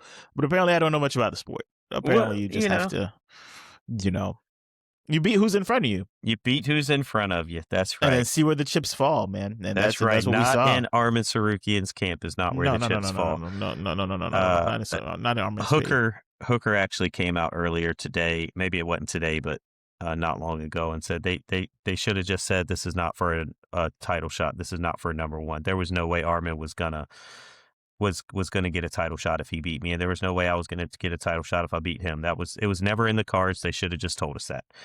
Yeah. They should have been honest. Obviously, that's a paraphrase, but I do think he was probably correct in that. I don't think they, and you know, did the UFC come out and say that if he wins, he gets a title shot? I'm not sure that they ever actually said those words. They never did. But I think it was assumed by a lot of people. Because you don't get a dominant fight like that from your number one contender and then him not get put in this. But we mentioned on the pod that there was probably a deal already struck that Armin was not going to be in that next title fight. And I don't know if that was struck or not, but he's definitely not in that title fight. I think you sold it. You did kind of jump ahead of that last year, saying that he is going to be left out. He's going to be man left out. Didn't think it'd be at this level, but I thought him fighting when he did was the sign that he was not going to be lined up for the next fight. I actually thought Topuria would have a fight early in the year, so him fighting late in the year was going to mean that he is not in the early fight. But also, when you look at the way he stepped away, being that he stepped away, they needed an early fight, which also put him out of that fight. But I thought they already had a deal done for Topuria to fight Islam. So, yeah. But I did want to see Gaethje get another shot for the title before he goes. And who knows, this could end up being the undisputed title if Topuria does not come back, because there's, a lot going on. There are avenues where you can see that Topuria does not come back. He does not return. Yeah. This is how I lean with this fight, right? Gaethje likes to stand there and be hit. Gaethje likes a firefight. Patty isn't against being in a firefight. No, he's not. I've watched Patty get rocked by strong shots, which Gaethje's able to still throw those. I've watched Gaethje get rocked aggressively by strong shots. I lean with the idea that Gaethje's going to stand in front of Patty, and Patty, with the length advantage and the in my opinion, speed advantage, is going to land that shot. Okay. And he's not against the idea of potentially turning that into a get on top and submit. But I think he is going to be aggressive in finishing the fight once he lands that shot. And I think Patty leaves with the belt. And I think Gaethje retires because there's probably no avenue for him to Yeah. go back to the belt Yeah. after losing the gifted opportunity to fight for the belt. And I think we close out the Paramount card with, I don't know if it'll be spectacular as the Max Holloway, hey, we got 10 seconds left, let's end it right here type of knockout. But you imagine if that happened yeah, twice to the same guy? That would be I think, yeah. that would be Imagine making vicious. it into the UFC Hall of Fame because of being the most spectacular knocked out fighter in UFC history. And the only reputation you've had is doing that to other people, and that Yeah, is how you end your. That would be devastating. devastating for sure. I have a little bit different take on this. Okay. Watching some of Patty's fights and having watched the matured Justin Gaethje, I would say that Justin Gaethje is going to be a little more controlled and a little less brawly. Patty thinks that if he can get it to the ground on Gaethje, that Gaethje will give up a submission.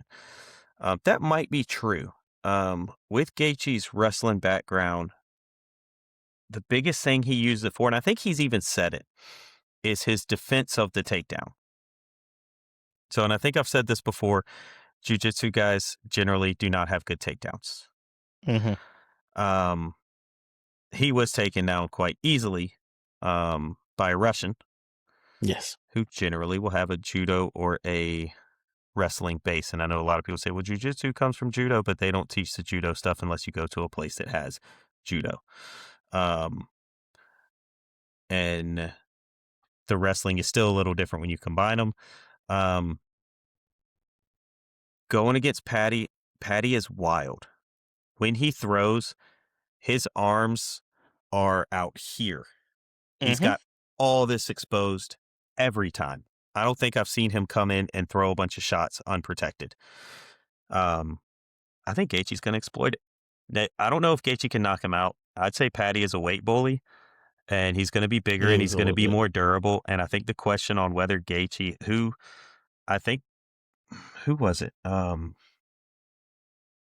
was it that said that he was the hardest he'd been hit by? It was one of the champions said that Gaethje hit harder than anybody else. I think it was Charles. So if Because they asked him about the superior knockout, and I think he said Charles hit hard. I think he said Gaethje hit harder. It might have been then. But Gaethje can use that wrestling to keep Patty at bay if he needs to. Now, once he's on the ground at this level, I think Patty's right. I think Patty can submit him. I think Patty, once it's on the ground, is going to have that advantage, which is, odd for me to say, but I think he's going to have that advantage. I think he is that good on the ground, but I think he's wild when he throws, and I think Trevor Whitman is going to have a plan for Gaethje to nail him every time he tries to come in. And I think you're going to see leg kicks from Gaethje to start off, and I think you're going to That'd be see smart. Patty swinging, and Patty overextends almost regularly. Overextends himself and leaves his face and his chin and his head wide open, and his body. So if Gaethje decides to throw kicks to the body, if he tries, if he decides to go to the body early, that's going to lead to a beat up Patty later in the fight. The one thing that gives me pause is Justin saying he does not think this is going to go the distance. If you're not training for this fight to go the distance, Patty's going to win the fight. Why you say that? Because I think Patty is expecting it to go. There's no way Patty's expecting it to go the distance. But if Patty fights the way I've seen him fight, I don't think he's getting a knockout win. I think he's going to reach. He's going to come in fast and try to overextend and hopefully grab Gaethje and drag him to the ground. I think Gaethje's going to have an answer for that, maybe because I believe that Whitman is that good of a coach. And this, with Rose and Gaethje, and if they don't get the Usman fight, this could be kind of a last hurrah for that gym. I haven't heard of any younger people coming up through that gym. So, I kind of am going to go with Gaethje in this one. I think Gaethje gets it done. I think he walks off with the title. I think he tries to defend it, and whenever he loses the title, his career's done. But I think he gets it done in this one. It'd be a beautiful story, and I don't think it's out of the realm of possibility, just like the last fight, which the odds are kind of crazy in these fights, by the way. I don't want to say last fight. This is reminiscent of the Krylov Bukowski's conversation, Right. On a higher scale, more obviously, right? But Gaethje's list of people he's lost to is the Hall of Fame, right? Yeah. And the people he's beaten though, Dan Hooker, right? Did he beat Dan Hooker? No, he didn't even fight Dan Hooker. I'm gonna look it up right now. Michael Vick, I think his name was Vick. James that was Vick. The first fight. That James Vick. That's the dude that I saw. He didn't fight Michael Vick. That's the dude that I saw him kind of debut against in terms of me watching him fight. And I was like, yeah, I don't know about. I wasn't a James Vick guy, and then obviously that solidified it. But I got to go look at the guys he's beaten, which I'm sure. Are you looking right now? I can read it off. He beat Michael Johnson in his debut. He lost to Eddie Alvarez, who had been a champion. He lost to Dustin Poirier, who's been an interim champion. He beat James Vick, Edson Barbosa, Donald Cerrone, Tony Ferguson. Then he lost to Khabib, and he beat Chandler. He lost to Charles Oliveira. That was a title shot. Khabib was a title shot. Fiziev, he beat Poirier, and then he lost to Holloway on the. Yeah, he was losing the fight anyway, but he lost in the last second, and then he beat Fiziev again. He's fought Fiziev twice, and he's beat him twice. So the head kick to Poirier, I remember watching that in Tennessee as well, because there's the same card as the Derek Lewis one where he threw the knee at the Brazilian. So he beat Poirier. Who else? And I know what you said. I'm just saying, like, who else do you look at that list and go, oh my gosh, right? Tony Ferguson at that time was... No, I'm not giving you that. Well, but people still thought that one. People still we thought Ferguson might have something. Yeah, but now I'm not giving you that. In fact, I remember that was the coming out party for his restraint. The way that Gaethje came out as a restrained fighter, and he just tore Tony Ferguson up. Cerrone's a good name for any person at any time. I'm not giving you that either. And Barbosa's a good name. They're both not good giving names. You that either. In terms of people, how are you going to not give me Donald Cerrone? He's a good fighter. I'm not giving you that either. I mean, right? he's solid though. He's a higher class. It's the Nikita Krylov conversation in a different font, essentially. He goes in and he beat Ozdemir is a great win, and all these guys are great wins. I mean, Michael Johnson hasn't been.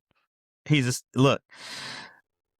I mean, I'm not saying Michael Johnson's currently 16-15 in the UFC. Is the stat that I read recently. He's 16-15 in the UFC. You know what I mean? So yes, he has great losses against great guys, which is the same thing we said about Krylov. Against different font, more serious, right? But he's got great wins against very good guys. They're not. Krylov did too. Well. That's what I'm saying. He just hasn't gotten KO'd in back-to-back fights. That's the one difference. I mean, it's the same thing on the other side though. Paddy has wins against guys. I don't think Paddy should be there either. He's unproven too. Yeah, he's unproven as well. I'm not saying Paddy's shown anything. I think Fiziev beats Paddy. Maybe. I think Fiziev beats Paddy. Maybe. You know what's the tough part? If Paddy wins this bet, we'll never find out. I think Fiziev's in trouble the next fight that he has. I don't remember who it is. Okay. It's scheduled, and it's against, again, one of the Murderero guys. I gotta see now. But I don't think Fiziev's gonna fight his way to a belt if Paddy wins it. Right. I just think I understand your perspective on it for sure. I just definitely could see Gaethje playing Gaethje games and it ending anyway. That's going to be a killer fight. Fiziev versus Ruffy. Yeah. And Ruffy's underdog. Fight. Ruffy's the underdog. He should be. I'm taking it. I'm hammering it. It might be a good pick. They're both There's a couple underdogs strikers on that one. Yeah, but that I'm taking it. Taking Ruffy by murder, honestly. Yeah. But I think Gaethje's wins are better overall. I think Paddy's had some hiccups. I think they want him there. Paddy should have had a loss in there. We won't let him live that one down either. No. But I think his his feud with Topuria is what has gotten him this title shot. 1,000%. And I think that Gaethje is going to be able to exploit those holes that Jared Gordon couldn't quite do. And I think the Scouser gets knocked out. I think on Saturday, take the it under Scouser gets 3.5 knocked rounds. out. Now, take it under 3.5 rounds. Is it a like TKO? That. Yeah, it's probably a TKO. He'll probably still be able to say it because I don't necessarily know that he goes out, eyes in the back of his head. But I think he goes down and Gaethje finishes him. I think Gaethje on a finish in round 2. I'm excited to just watch it in general. I am too. I can't even say that.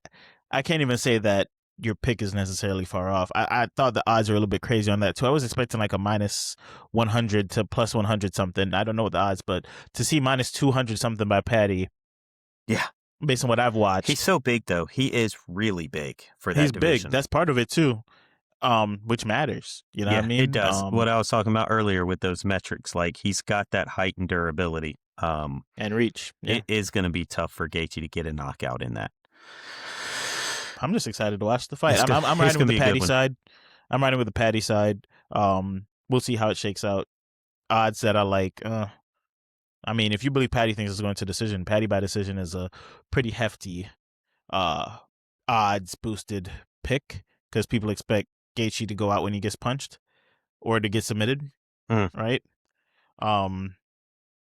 So maybe there's juice in that one that you like. Let's see. Winning method. Yep. Patty by decision is plus 450. Yeah. People expect Gaethje to get submitted. Patty by submission is plus 150.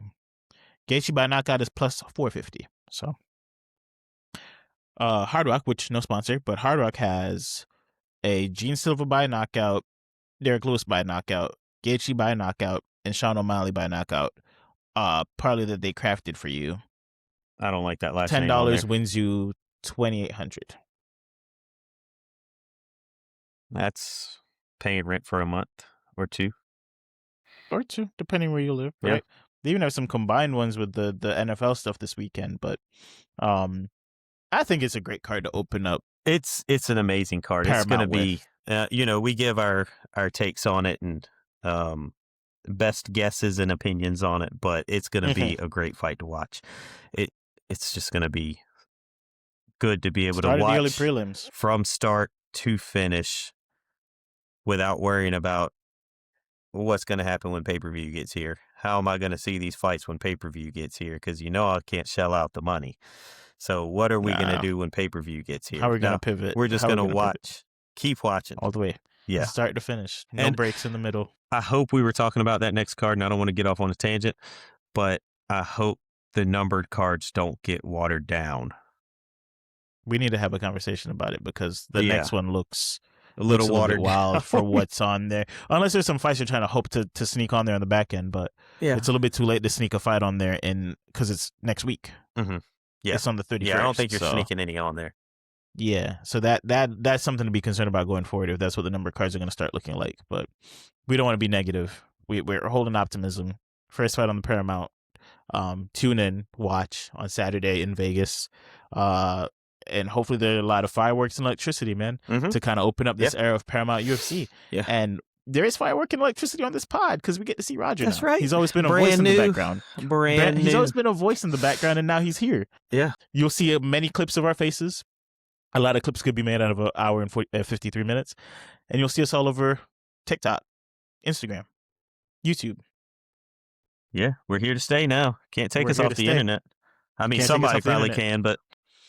Yeah, we won't be taken off. We won't be silenced. That's right. We'll see you on the next episode of Art of MMA, and we'll see you next time.